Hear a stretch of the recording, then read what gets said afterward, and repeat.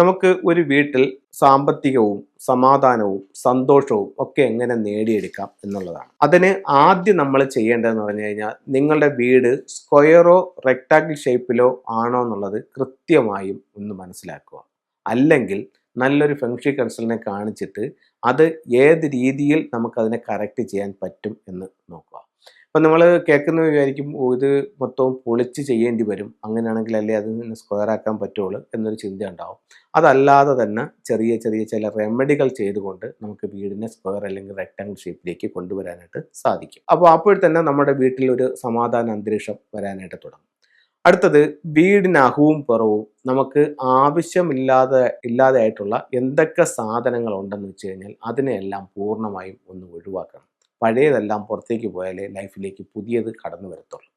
അപ്പോൾ അതെല്ലാം ആവശ്യമില്ലാത്തതെല്ലാം ഒഴിവാക്കി വീടും പരിസരവും പൂർണ്ണമായും ഒന്ന് വൃത്തിയാക്കുക. അതിനുശേഷം വീടിൻ്റെ ഫ്ലൈങ് സ്റ്റാർ എടുക്കുക. വീടിൻ്റെ ഫ്ലൈങ് സ്റ്റാർ എടുക്കുക എന്ന് പറഞ്ഞു കഴിഞ്ഞാൽ ഒരു കൺസൾട്ടിനെ കാണിക്കും. ഇപ്പം നമ്മളെന്ന് പറഞ്ഞു കഴിഞ്ഞാൽ എന്തെല്ലാം ആവശ്യങ്ങൾക്കായിട്ട് എത്രയോ രൂപകൾ നമ്മൾ ചിലവാക്കി കളയുന്നു.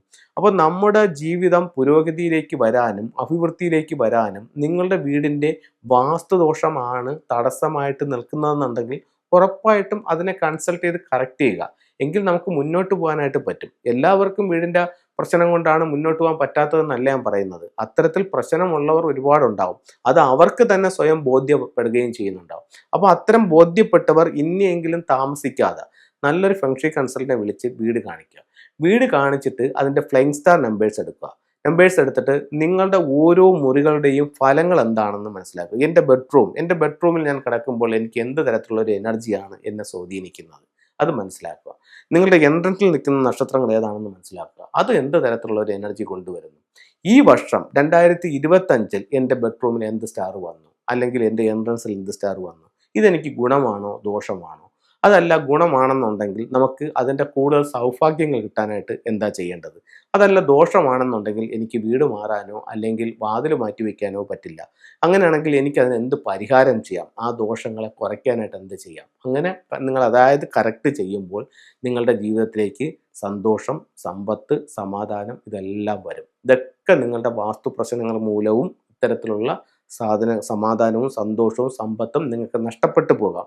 നിങ്ങൾ വീട് കറക്റ്റ് ചെയ്യൂ, ഉറപ്പായിട്ടും അതിൻ്റെ ഒരു സൗഭാഗ്യം നിങ്ങളുടെ ജീവിതത്തിലേക്ക് കൊണ്ടുവരും.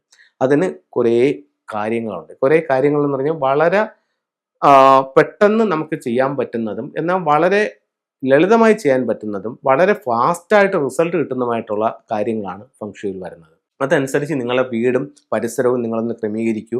ഒത്തിരി സൗഭാഗ്യം നിങ്ങളുടെ ജീവിതത്തിലേക്ക് കൊണ്ടുവരാനായിട്ട് ചൈനീസ് വാസ്തുകലയായ ഫെങ്ഷുയ്ക്ക് സാധിക്കും. ചില ഫെങ്ഷുയ് ടൂളുകളിലേക്ക് പോകുമ്പോഴത്തേക്കെന്ന് പറഞ്ഞു കഴിഞ്ഞാൽ ഇപ്പോൾ പ്രധാനമായിട്ടും ആമമോതിരം ഒരുപാട് ആൾക്കാർ ധരിക്കുന്നുണ്ട്. അപ്പം അത് പലരും പല ആവശ്യങ്ങൾക്കും അല്ലെങ്കിൽ പല കാരണങ്ങൾ കൊണ്ടുമാണ് ധരിക്കുന്നത്. ഇപ്പം ഫെങ്ഷുയെ പറ്റി പറയുകയാണെന്നുണ്ടെങ്കിൽ ഫെങ്ഷുയിൽ ഏറ്റവും പ്രധാനപ്പെട്ട ഉള്ള ഒരു ടൂൾ എന്ന് പറയുന്നത് ആമയാണ്. അത് എന്താണെന്ന് വെച്ച് കഴിഞ്ഞാൽ ഈ ഫെങ്ഷുയുടെ തന്നെ ഉത്ഭവം തന്നെ ആമയുമായി ബന്ധപ്പെട്ട് നിൽക്കുന്നു എന്നുള്ളതാണ്. അപ്പോൾ ചൈനയിലൊരു രാജാവും ഒരു മഞ്ഞ നദിക്കരയിൽ നിർമ്മാണ പ്രവർത്തനങ്ങളുമായി നിൽക്കുന്ന സമയത്ത് ഭീമാകാരമായ ഒരു ആമ കരയിലേക്ക് കയറി വന്നെന്നും ആ ആമയുടെ തോടിൻ്റെ മുകളിൽ പല സ്ഥലങ്ങളിലായിട്ട് പല കുത്തുകൾ ഉണ്ടായിരുന്നാണ് പറയുന്നത്. അപ്പോൾ ഉദാഹരണത്തിന് ഒരു സ്ഥലത്ത് ഒരു കുത്ത്, ഒരല്പം മാറിയിട്ട് ഒരു 3 കുത്ത്, ഒരല്പം മാറി ഒരു 4 കുത്ത്, സെൻട്രൽ ഭാഗത്തായിട്ട് ഒരു 5 കുത്ത്, മറ്റൊരു ഭാഗത്തായിട്ട് ഒരു 6, വേറൊരു ഭാഗത്തായിട്ട് ഒരു 7 കുത്ത്. അപ്പം ഇത് എന്തോ ഒരു മീനിങ് ഈ ഡോട്ടുകളിൽ ഉണ്ടെന്നുള്ളത് മനസ്സിലാക്കുകയും അപ്പോൾ അതിൽ നിന്ന് ഒരു ലോഷോ സ്ക്വയർ കണ്ടുപിടിക്കുകയും ആ ലോഷോ സ്ക്വയർ വെച്ചിട്ടാണ് ഇപ്പം അതുമായി ബന്ധപ്പെട്ടിട്ടാണ് ഐച്ചിങ് എന്ന് പറയുന്ന അവിടെ ഒരു പുസ്തകം രൂപപ്പെട്ടതെന്നും നമ്മുടെ ഫെങ്ഷുയും കുംഫുവും അതുപോലെ തന്നെ അക്കുപഞ്ചറും എല്ലാം ഈ ഗ്രന്ഥത്തിൽ നിന്നിട്ടാണുള്ളതെന്നും ഒക്കെ പറയുന്നുണ്ട്.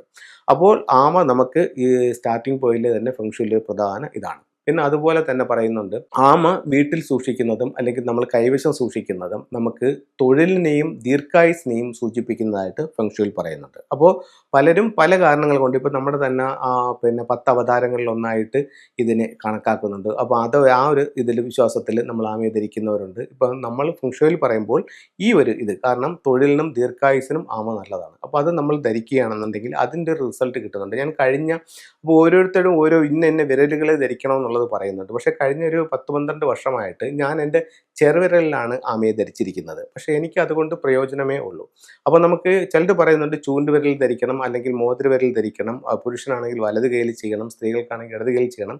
അപ്പോൾ അങ്ങനെയൊക്കെ നിങ്ങളുടെ വിശ്വാസം അനുസരിച്ച് ചെയ്തോളൂ, കുഴപ്പമില്ല. എന്നെ സംബന്ധിച്ച് പറയുകയാണെങ്കിൽ ആമയെ ശരീരത്ത് നമ്മൾ ഏത് വിരലിൽ ധരിച്ചാലും അതിൻ്റേതായിട്ടുള്ള ഒരു റിസൾട്ട് ഞാൻ കണ്ടുവരുന്നുണ്ട്. അപ്പം നിങ്ങളുടെ വിശ്വാസപ്രകാരം നിങ്ങൾക്കത് ഉപയോഗിക്കാവുന്നതാണ്.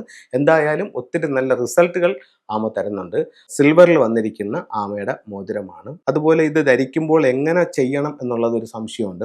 അപ്പോൾ ഞാൻ ധരിച്ചിരിക്കുന്നതെന്ന് പറഞ്ഞു കഴിഞ്ഞാൽ എൻ്റെ ബോഡിയിൽ നിന്നും എൻ്റെ ചെറുവിരലിൽ നിന്നും ശരീരത്തിലേക്ക് കടന്നു വരുന്ന രീതിയിലാണ്, ആമ ഈ ഒരു രീതിയിലാണ് ഞാനത് ധരിച്ചിരിക്കുന്നത്. അപ്പോൾ അങ്ങനെ ധരിക്കുന്നതിൽ നല്ല റിസൾട്ട് കാണുന്നുണ്ട്.